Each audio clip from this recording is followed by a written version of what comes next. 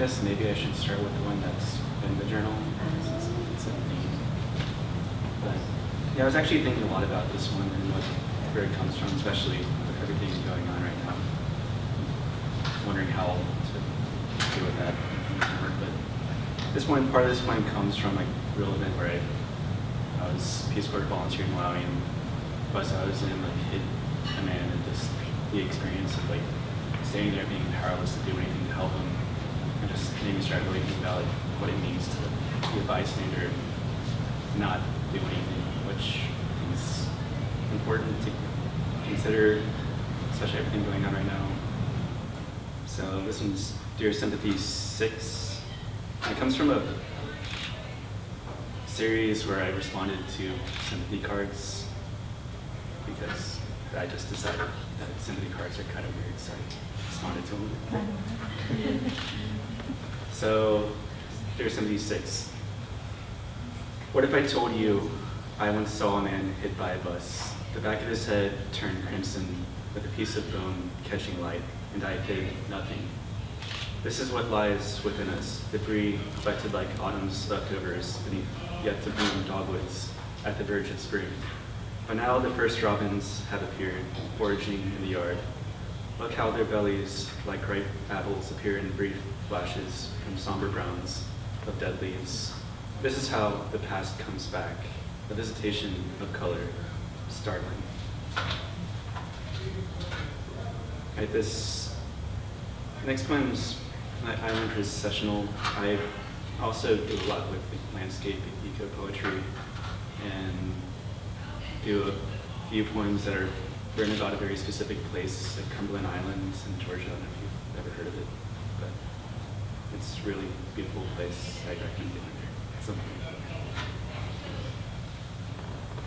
If there is a place beyond language, let us find it, where syntax unravels, and without words, we can define cordgrass from black needle rush, and know the marsh transfigured to gold from windswept green is not alchemy. Looking into water, we can see beyond reflection, where light ends, the flash flames of fish ignite roots of drowned pines. Though we speak ourselves separate, let us walk in silence beneath oaks in lantern glow of sun webbed and moss, and be lost. Let us follow the hush of waves rearranging the shore, grain by grain, and let them define us by how they ripple. There we can stand, feet invisible in metallic sheen of sea, and know that we feel the give and take is enough. This next one, the title is called Overfall, which is a title term for like waves that happen when two opposing currents meet, which I think is kind of an interesting concept that there's actually a word for it. The marsh before us turns foiled glass, and where late sun spills upon water, black etchings of Spartina come surface. Beneath wrinkled stillness, the landscape quivers. How much we have allowed ourselves too fragile. Already such fracturing, foam fault lines where salt-heavy sea burrows beneath fresh water. Current slips dark beyond our knowing, but we feel it, testing water with our fingers. How the world eddies around us and is left rippling. You forget, swelling into me, that I would have to recede. Presence is, at times, displacement. Bow tide reveals red plastic bags and rusting crab traps, choking jade grass, along channels once navigable, turned shallow or gone. Wreckage is itself accommodation.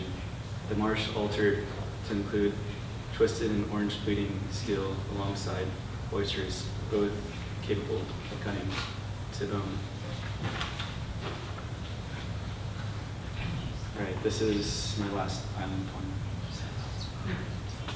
And this one's called Island Fugue, and I was trying to incorporate a lot of expressionist concepts into this poem, so it's probably one of the most wild, like I think it is, maybe not. And it's in 4 sections without that kind of page break is the pause. Tangled night, vines violent with arabesques, once exploded in bloom. Vermilion petals, parasols of flame, descending where sand met palmetto's green wave. This island with swamps flooded by tannin dark calm, night before dawn, held Orion and the bear, locked in the hunt, with debris of the year's spent trees. Night spiraling, a strand of Spanish moss, eye to eye, found you on the beach, abrupt in the bleached light of sand hardened by waves, toss of shell.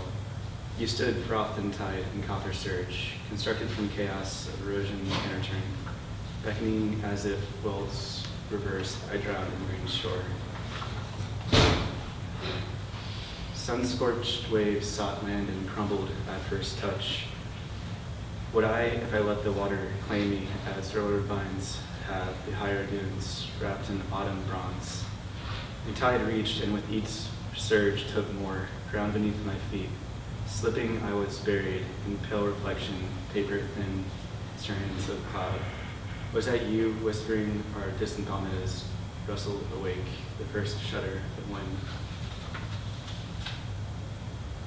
Still, I found you at the ruins, a mansion unmade, an echo frozen in tin light, burnt and skeletal, sentinel over Spartina, black needle, rush, walls reclaimed by matted vines, flowers ultraviolet out of season, and windows once warm with wavering candle, decanting only moonlight, splashed on crumbling stonework where a cardinal fluttered, an acrylic flash bleeding color, heated and still over a broken heart, we built a fire, waited, transplanted silhouettes, abandoned and alien as flame glow, sculptures of scattered bricks.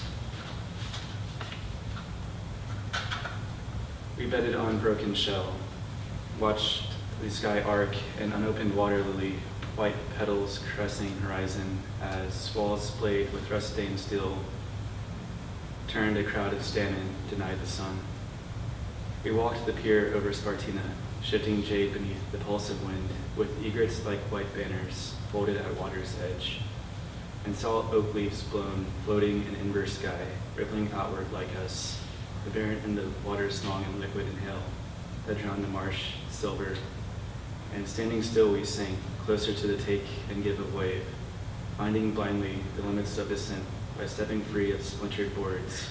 We opened ourselves to the burning of light on water, and how beneath the surface we wilted, pulled by our own weight, fluttered free.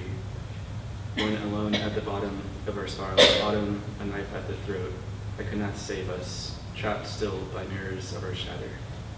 That was in there.